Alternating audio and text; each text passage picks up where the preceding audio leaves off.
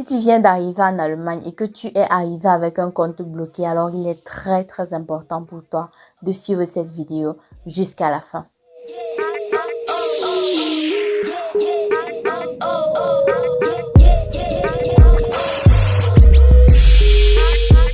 Allô, je suis Selena Diallo et bienvenue dans Connaître l'Allemagne.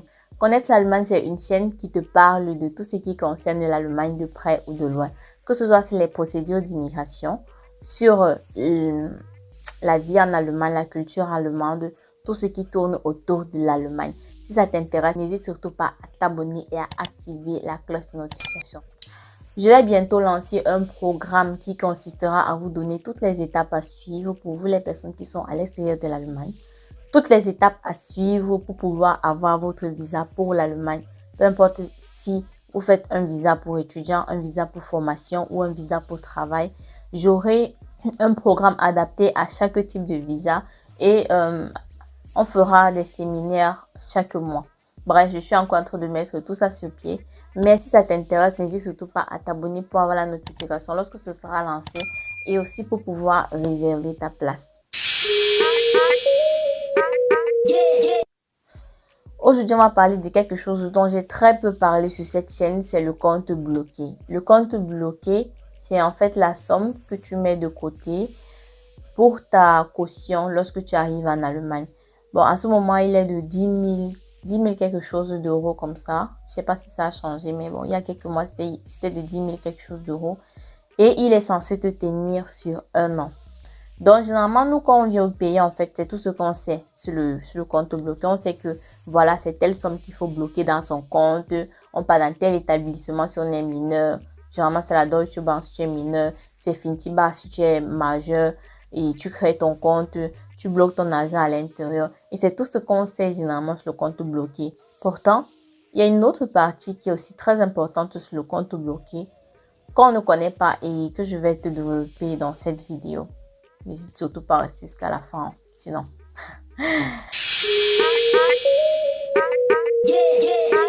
Comme je disais, c'est juste que quand on arrive ici, là, on sait que le compte bloqué, c'est sur un an. Mais on ne sait pas. Wie geht's dann weiter? On ne sait pas comment ça se passe après un an. Et on ne veut même pas savoir parce que à la base, ouais, on veut d'abord venir en Allemagne, on ne sait pas, on ne veut pas comprendre le reste. Donc, quand on arrive ici en Allemagne, le temps passe, le temps passe, le temps passe. Et un an, bah, ça passe très, très vite. Hein. Un an, ça finit. Et au bout d'un an, bah, ton compte il est épuisé. Parce que quoi? Le compte bloqué, c'est l'établissement qui te vire une certaine somme. Je pense que c'est 850 euros, 820 euros. Si je ne dis pas de bêtises, c'est dans cet intervalle-là. L'établissement te vire cet argent-là chaque fin de mois pendant 12 mois. Et au bout de 12 mois, ton compte, il est vide. Et généralement, c'est aussi à ce moment-là qu'il faut aller renouveler son séjour à la mairie. Je ne sais pas comment les Allemands ils font, mais c'est généralement, pratiquement, c'est sensiblement le moment où ton compte se vide, le moment où tu dois aller renouveler ton séjour à la mairie. C'est toujours pratiquement dans les mêmes temps. Je ne sais pas comment ils font ça, mais bon. Et donc là, en fait, moi, je suis arrivée avec un compte bloqué aussi.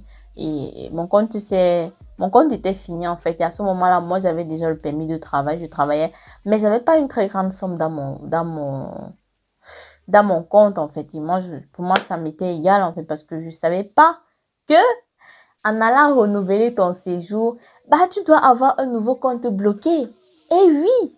Tu dois avoir un nouveau compte bloqué. Quand tu pars renouveler ton séjour pour je sais pas trop, si c'est la deuxième ou la troisième fois, selon le nombre de fois que tu es déjà allé renouveler avant ça. Mais quand tu pars renouveler ton séjour là et que ton compte bloqué est déjà arrivé à épuisement, bah tu dois avoir un nouveau compte bloqué. C'est comme ça, sinon on ne te renouvelle pas le séjour. Et c'est ce que nous, en fait, on ne connaissait pas lorsqu'on arrivait ici là. On savait juste que c'était sur un an. Et après, on ne cherchait pas à savoir. Dans les plus sages, qu'est-ce qu'ils font? C'est que pendant ces un an-là, ils sont très, très, très économes. J'ai un ami, lui, il a réussi à utiliser son compte bloqué pendant un an et demi. Je ne sais pas comment il a fait, me demandez pas. Il a utilisé son compte bloqué pendant un an et demi dans la mesure où il avait un compte en banque. Donc, du coup, quand l'établissement lui envoyait son argent chaque fin du mois, il retirait 200 euros et il mettait dans son compte en banque et il utilisait le reste. Chaque mois, il mettait 200 euros dans son compte en banque. Je pense que à la fin d'année, il avait quand même pas mal d'argent, tu vois. il avait déjà quand même mis pas mal d'argent de côté. Et il a juste dû compléter sur ce qu'il avait déjà. Parce qu'en travaillant, ouais, travaillant 2 mois, 3 mois, tu as quand même assez pour pouvoir compléter sur cette somme-là. Et c'est ce que moi, je ne savais pas en fait. Et c'est ce que beaucoup de personnes ne savent pas sur leur compte bloqué. Ne mangez pas tout votre argent, ne dépensez pas tout votre argent, à moins que vous ayez des parents toujours prêts à renouveler votre compte chaque année. Il faut aussi que eux aussi sachent qu'ils sont censés renouveler votre compte chaque année, parce que parfois, ils ne savent même pas. Parfois, ils sont pas au courant que l'année prochaine, ils doivent encore verser cet argent-là.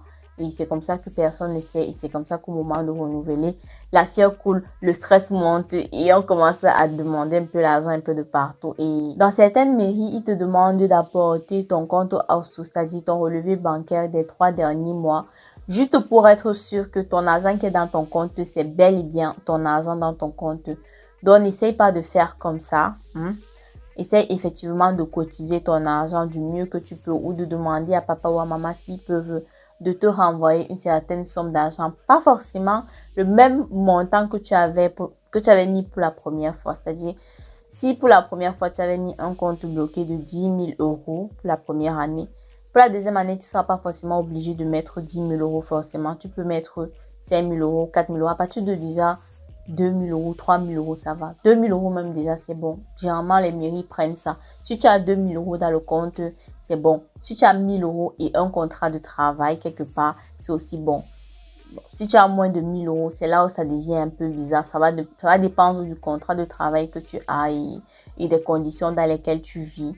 Maintenant, au bout des 1 an de ton compte bloqué, tu peux aussi avoir une prise en charge. Si tu as ton oncle qui vit en Allemagne, comme toi, ou ta tante, je sais pas, qui vit aussi en Allemagne, ton oncle a la possibilité de te signer une prise en charge et c'est très légal.